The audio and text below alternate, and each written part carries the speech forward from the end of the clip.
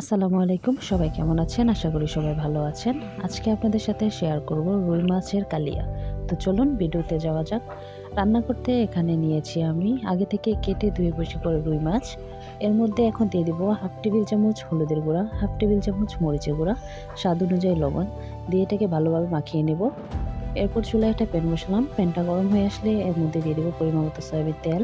তেলটা গরম হয়ে আসলে এর মধ্যে দিয়ে দিব আগে থেকে মাখিয়ে রাখা মাছগুলো দিয়ে আমি ভালোভাবে ভেজে নিব। এক পাশ হয়ে গেলে এটাকে উল্টিয়ে নিব। ভালোভাবে মাছটা ভেজে নামিয়ে নিব। এই রান্নাটা আমি ফ্রাই করা মাছের এই তেলের মধ্যে রান্নাটা করব। তো আপনারা চাইলে স্কিপ করতে পারেন। এরপর চুলায় প্যানটা বসিয়ে দিলাম। এর মধ্যে পরিমাণ মতো আবারও একটু তেল দিয়ে দিলাম। তেলটা গরম হয়ে আসলে এর মধ্যে দিয়ে দিব আগে থেকে কেটে রাখা পরিমাণ মতো পেঁয়াজ কুচি, দিয়ে দিব স্বাদ অনুযায়ী লবণ। নাড়াচাড়া করে 2 মিনিটের মতো এটাকে ভেজে নেব। 2 মিনিট পর এর মধ্যে দিয়ে দেব সামান্য পরিমাণের কালিজিরা। তো কালিজিরাটা ভাজা হয়ে গেলে এর মধ্যে দিয়ে দিব রসুন বাটা হাফ টেবিল চামচ, হাফ টেবিল চামচ হলুদের গুঁড়া, হাফ টেবিল চামচ মরিচের গুঁড়া, হাফ টেবিল চামচ ধনিয়ার গুঁড়া। নাড়াচাড়া করে এর মধ্যে দিয়ে দিব সামান্য পরিমাণে পানি কষানোর জন্য। দিয়ে দিব এর মধ্যে আগে থেকে কেটে রাখা একটা পরিমাণ টমেটো কুচি। ঢাকনা দিয়ে ঢেকে দিব 1 মিনিটের মতো। 1 মিনিট পর ঢাকনাটা খুলে নাড়াচাড়া করে নিলাম। দেখুন মশলা থেকে তেলটা বেরিয়ে এসেছে, তার মানে আমাদের কষানোটা শেষ। এ পর্যায়ে দিয়ে দিব আগে থেকে ফ্রাই করে রাখা মাছগুলো দিয়ে ভালো করে উল্টিয়ে নিতে হবে।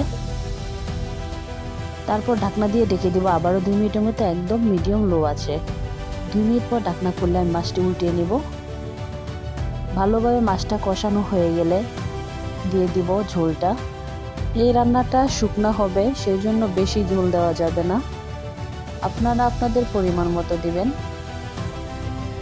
ঝোলটা দিয়ে ঢাকনা দিয়ে ঢেকে দিব 5 মিনিটের মতো, একদম মিডিয়াম আছে। 5 মিনিট পর ঢাকনা খুলে এর মধ্যে দিয়ে দিব আগে থেকে ধুয়ে কেটে রাখা পেঁয়াজকুলি দিয়ে ভালোভাবে নাড়াচাড়া করে ঢাকনা দিয়ে ঢেকে দিব 2 মিনিটের মতো। 2 মিনিট পর ঢাকনা খুলে এর মধ্যে দিয়ে দিব কাঁচামরিচ আর হাফ টেবিল চামচ জিরার গুঁড়া।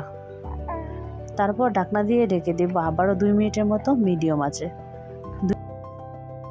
আমাদের রান্নাটা শেষ। দেখুন আমি সার্ভ করে নিলাম। দেখতে কতটা লোভনীয় হয়েছে। আপনাদের কাছে যদি ভিডিওটি ভালো লাগে তাহলে বাসায় একবার ট্রাই করবেন। যদি ভালো লাগে তাহলে কমেন্টে লিখে যাবেন। আল্লাহ হাফেজ।